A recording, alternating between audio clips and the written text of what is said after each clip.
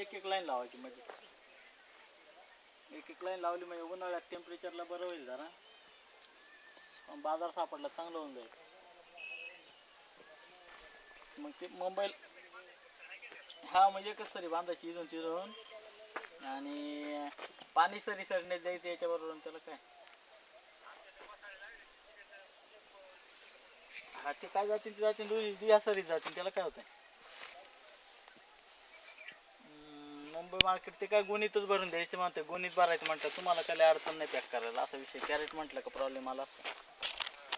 गोणीत भरायचे म्हटलं काय ट्रान्सपोर्ट, समजा गाडी जरी बोलावली तरी जागेवर येते, आणि काटे नाही राहत, त्यामुळं मग काय लय प्रॉब्लेम नाही येत असं वाटतं. तोडायचं भरायचं ते काय मोठं होतं ना. हा हा, मग करून पाहिलं तरी चाललं, एखादा जाता का बसला तर बसला.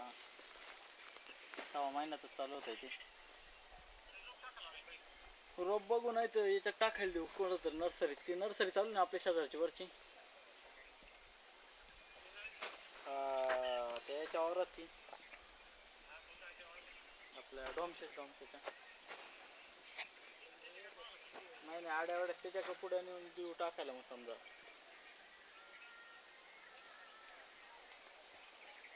पुढे नेऊन दिल्या ना, ते टाकून घेईल रोप, तयार व्हायला लागतील समजा 15-20 दिवस, 15-20 दिवस, 22 दिवस लागतील.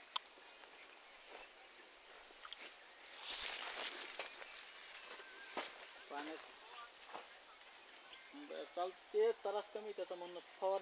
इथे एकदम प्लॉट नाही केले होते आळणीला मागच्या वर्षी, त्याला मार्केट लांब आहे, यांना तिकडे पुण्याला पाठवायला लागायचे, आणि ते वाहतूक आणि ते सगळं करता करता